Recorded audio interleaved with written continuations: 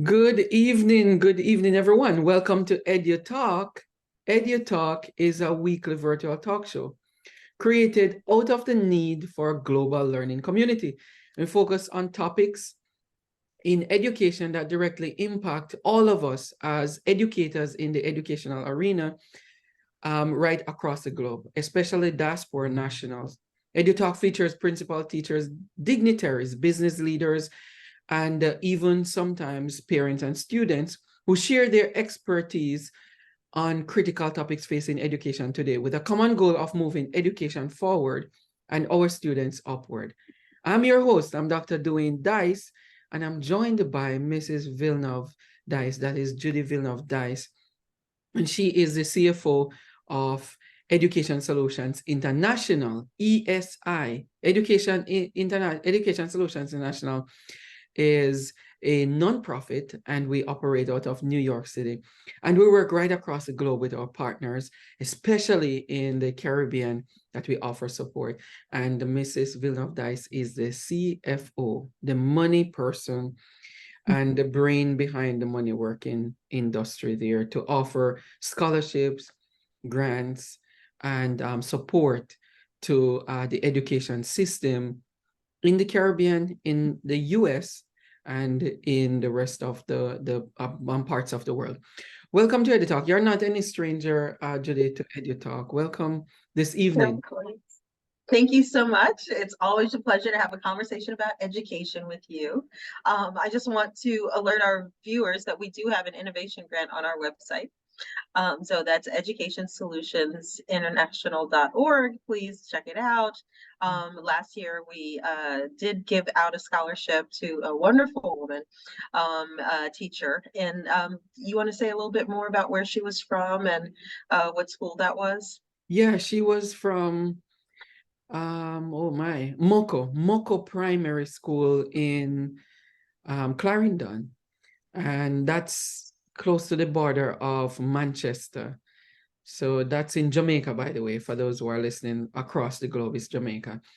And that grant is very innovative in terms of technology, using technology to enhance students' learning. So that's a big one. And we have, as Judy said, it's on the website, educationsolutionsinternational.org. That's educationsolutionsinternational.org. It's three long words, .org. Yes, so let's, Judy, let's dig into our our topic this evening. Our topic is improving school culture and climate. And we want to, before we ask you to respond, we want to look at education, school climate and culture. And in the textbooks, we know what they mean in textbooks. We look at school climate, and it refers to the kind of like the overall atmosphere of the school. And this includes things like physical and emotional safety of the students and the staff. And I would say staff includes faculty and custodial staff, grounds people, security, and so on. So it's the physical and emotional safety of these people you have under the roof of the school. And that is the school climate.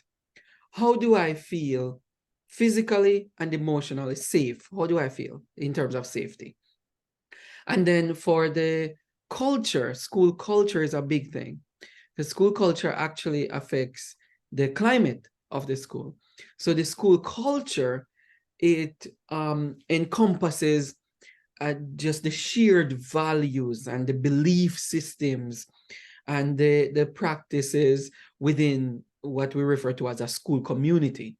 So all of those beliefs that come into the school, whether religious or social beliefs or norms in people's families, and they bring all of them into the school, it becomes a part of the culture, of the shared values, and so on, becomes a part of the culture. And one important thing is the practices within the school community. So those two are very important as we look to reopen school for the new school year, because we're in our favorite month, August, of course, is my birthday month.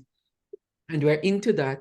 So we want to look at those things because those things affect students' learning and learning outcome for the school as a learning organization and as an institution dedicated to the formation of students. So when you were growing up, Judy, for everybody, were there any reference to the culture of the school that you grew in? Not, you don't have to go as far as kindergarten, but you know, any time in your life, even now in university, finishing up your doctorate, was there any a time that people talk about, oh, this is the culture of the school, or refer to something like practices and shared values? Absolutely. I think it was, I think what sticks with me the longest is high school. So I did graduate from a Catholic high school in Philadelphia, Pennsylvania. And in that high school, we were taught by nuns, very traditional nuns at the time. And the leadership had in mind that we would be employable.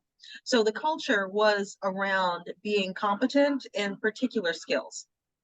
And so, not only being competent in particular skills, we weren't allowed to wear makeup. Your dress needed to be below the knee. So, modesty in your behavior was very important. um, uh, Community around learning, not just learning about our academic subjects, but our religious subjects. We had to, we had to do our penance and everything in the school. It was like part of the program. We did go to church during the school, during the course of the school day. So we were familiar with our religious values as well as our academic standards for the school. And then you were rewarded. Those students who did well, they got to elevate into different levels. So you understood the value of hard work and the benefit of being able to be rewarded for your hard work. And we also did volunteer work, which was great. That was part of what we needed to do in our school. So then it was also about community service. So all of those different values did make up an identity. We were very, confident and proud of the identity that we had in association with the school. Of course, the uniform also was something that we wear proudly when we would, travel around the city. But I really did appreciate the fact that because I love traditional learning, that there was a structure and there was modesty and there was religious values, and there was a high academic standard. And what you said earlier about safety, it was a very safe environment. And I don't believe that it's possible to really learn if you don't feel like you're in a safe environment. And we did have a lot of different counselors that we could go to and talk about how we were feeling. It's not as much as they have these days, where they have, special people on staff specifically for social emotional issues that kids may have. But you did have conversations with the nuns, and you could always speak to the priest, and then you had your teachers that you felt safe enough to talk to, that you built relationships with. So all of those things I believe are great. But I know that's not constant in everybody's schools. Here in New York City in particular, I know there's some schools where kids have to go through metal detectors before they get in. That actually sets up a pretty bad precedent, because you already feel like you're going into an unsafe environment where you actually need to be checked for weapons before you go in. So I don't know how, and that would be something interesting to explore with you, how a school leader can make a child feel safe in an environment where they have to protect them using those kind of measures. I'd be curious to know what you think about that. And to add to that, to the culture, what the culture will look like from the outside. So not just in the school, but when a student, how does that student feel whenever they're leaving and you have metal detectors at the front of the school? Do they feel as if they're in a prison or jail cell? And then they leave and they're finally, oh Lord, thank God I'm out for today, but have to go back tomorrow. Not to ignore the fact that those are safety measures that they put in for other students to make sure that they're protecting students on a whole from themselves, and also protect them, the ones who make bad decisions, protect them from other students to keep it safe. We talk much on this program about policy and culture whether we know it or not, and we grew up in a safe environment around school safety, which has to do with climate of the school and also the culture, like the practices of values and so on. Policy actually lends itself to some of those, and the school leadership has a lot to say in terms of planning for students. In general, their well-being, both academic well-being, social, emotional well-being, and so on. And it shows now when the reason why I asked you to reflect earlier on your earlier days is because we have a shift in school culture and climate nowadays where people would say school is not safe anymore. Nowhere is safe anymore. We used to have value systems in our families.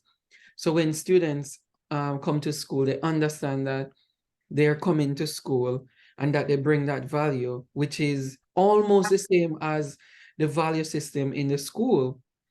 And so they just continue their living where they appreciate people, they love their teachers. For the most part, you might love, hate them, but respect comes into play. Like even though Miss so-and-so or Mr. so-and-so is very strict or they seem very rude, but I respect them because they're my teachers and so on. That seems as if it has shifted. So the question is, or just to reflect on this, how, in terms of policy, on the one side, ethics and values and so on the other side, how school leaders can continuously improve that culture of their school in this day and age where respect is seem like it's slowly walking out the door or it's already gone out the door. How can those leaders in the school wrap their head around safety, which is climate, and culture, which is shared values? Well, it's a very interesting question because policy often comes from the demand that has been identified as something that needs to be resolved, and they need to leverage resources and guidelines that are somewhat flexible, but not too much, right? Because guidelines are parameters that keep you in line within the area in which you need to stay. So when it comes to safety, safety for every school is at the top of the priority list, right? So you have situations where teachers and principals obviously need to feel safe in order to be in the classroom and in the school building. And so when they do put in these metal detectors, oftentimes it's to minimize the potential of escalated conflicts that people might have, right? Because it's okay to come into school and, as you said, not like a teacher, but you don't want that person to come into school and stab them or shoot them or the case may be, you know? Often there are situations where kids may throw tables and chairs and things like that, and there are measures in place with security to try to de-escalate them and put them in a safe space away from others until they can control themselves. Because what we're coming to find out is that with all the social emotional issues that we are becoming more and more sensitive to, obviously they were always there, but now we're dealing with them in different ways and they're manifesting in our students in different ways, that we have to come up with measures that are automatic for our staff to jump into action when they experience these things. But as an educational system, we also need to adapt to our students. We need to adapt to the needs that they have. Whereas in the older days, we would just respect people for the role that they had and just because they had authority. The kids today don't seem to be that prone to respecting out of the role alone. They want to be made to feel respected before they give respect. So that means our interactions with students have to change somewhat. We have to actually earn their respect, which we didn't have to do before. So, and again, we need to keep ourselves safe. We need to keep our own students safe, regardless of how tall, and some of them are very tall, they are, and how grown they seem. They're still children. And there are consequences, obviously, for retaliating against a child. So we have to have policies in place that people know well in our staff, that they know that they can resort to not only to protect themselves, but also to protect the students and to protect the school at large. Yeah. So that's what's important about policy, and it's very important that schools make sure that they have these things. And in New York City, that's one of the first things we do is we establish annually what the policies will be that are implemented throughout the school system. So maybe you can tell me, is that the same thing that they do in Jamaica?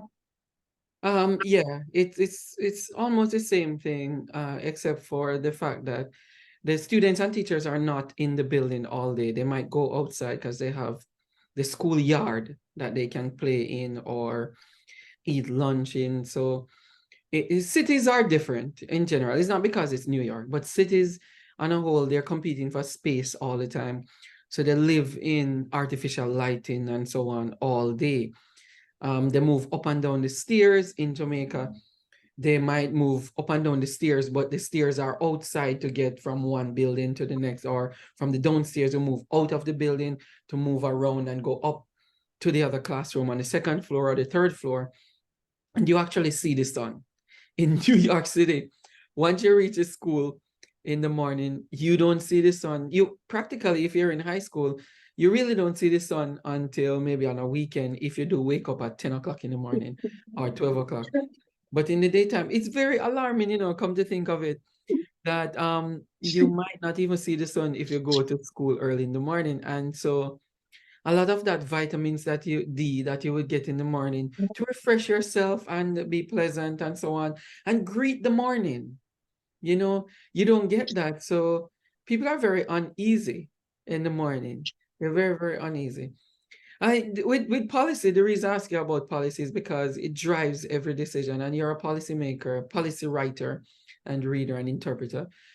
I realize that if certain things are not written, especially not in community schools, in city schools and in major metropolitan areas where the law speak, and then you have the community where a parent might come in and say, hey, Miss so-and-so or Mr. So-and-so to the principal, and they actually know them, and they would say, well, this thing really work. We should try it. And the principal will say, Donna, yeah, we should try this one. Thank you for bringing up that suggestion. And they know each other. In metropolitan areas, a principal will come in and nobody knows this person.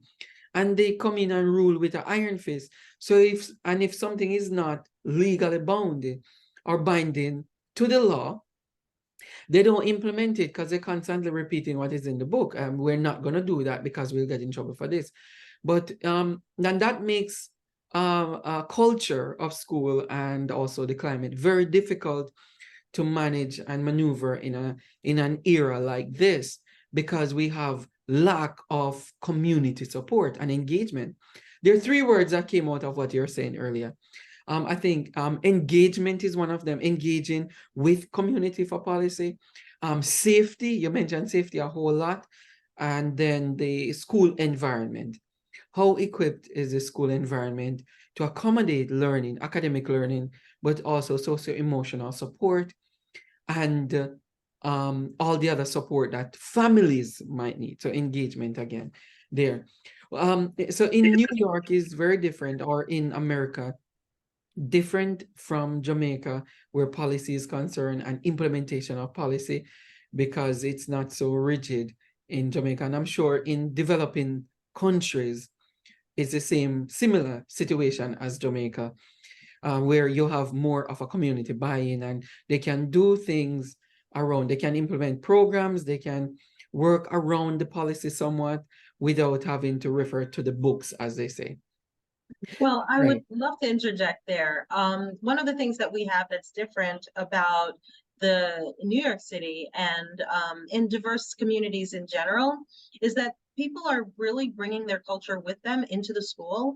And because there's so much diversity here and people are coming from so many different backgrounds, the rigidity that you mentioned about the structure and the policy it has to be, because people aren't coming with a knowledge of what basic behavior is acceptable and what the circumstances will be around those consequences. So if you're in a monolithic society, in a community where people have a lot of shared values in common, then that level of rigid structure isn't necessary, because they actually are just repeating, as you had said, what Mhm. happens in their community outside of the school environment.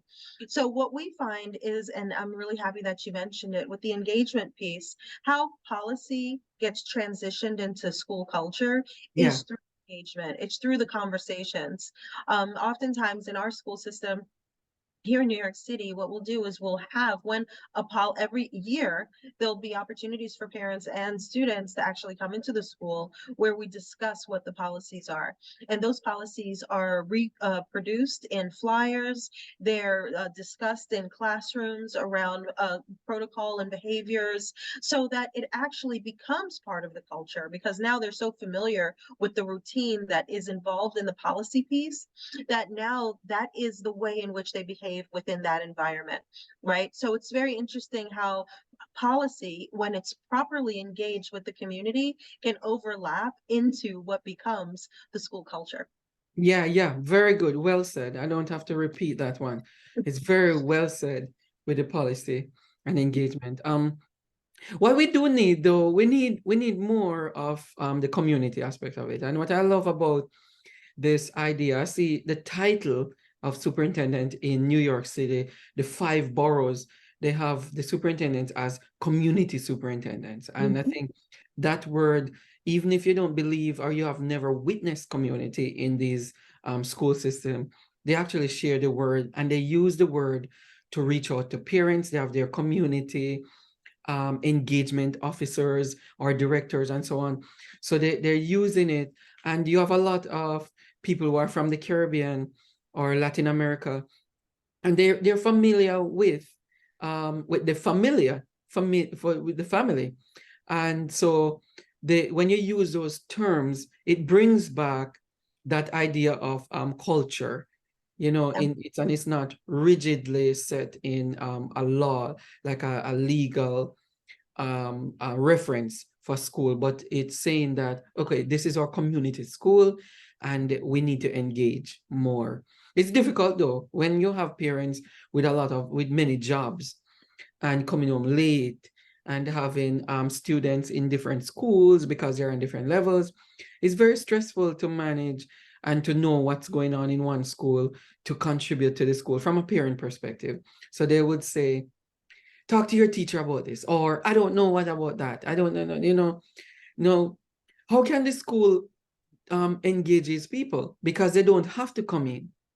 A lot of times you can have Zoom meetings for parents or a simple newsletter. I think in this day and age, communication is supposed to be very accessible to parents. You have a newsletter, create an app in your school system to transmit information a lot and so on. Do you think that's useful from your perspective as a policy person? Well, I'm policy and engagement, and I see Engagement. them as very interactive, and they support each other. To be completely honest, I rely on the newsletter that I get from my daughter's school, and I get text messages from them. I get emails from them. I get automated messages updating me on what to Mhm. expect as the school year is beginning. I am invited to events that are taking place. So even if you have a busy schedule, then you can just pick the ones that you're capable of attending. And they try to do it after regular business hours in order to make it feasible. They also have events on weekends occasionally. So what I love about my daughter's school in particular, and I know a lot of schools do it, some don't have the capacity, whatever the case may be. But for those who are successful at identifying at least one or two means of engaging families, they will always appreciate it. And in New York City, we have 9 official languages other than English.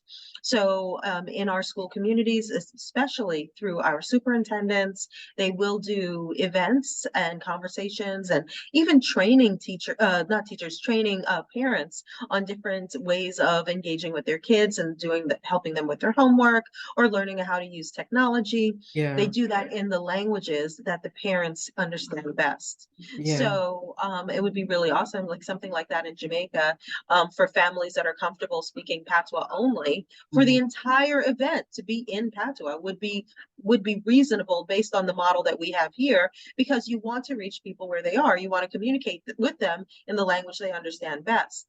Yeah, And you yeah. don't want to isolate them or make them feel like they can't follow. So that's definitely something that I strongly believe in, and something that I know many of our schools practice, is make sure that engagement is at the level that the people you want to engage with can understand you, never above their head.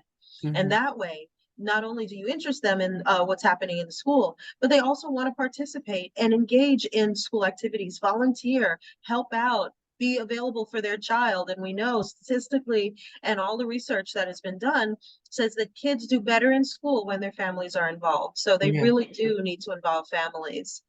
Yeah, yeah, that's a good, really, really good approach. All right, we're winding down our program. I really appreciate you sharing, Judy, with us this evening about improving school culture and climate.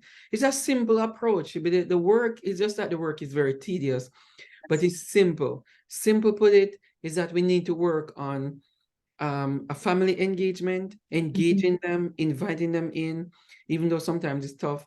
And also, what are you doing about safety of students in the school? Yeah. It's not on the teachers alone and the principal. It's a very collective approach.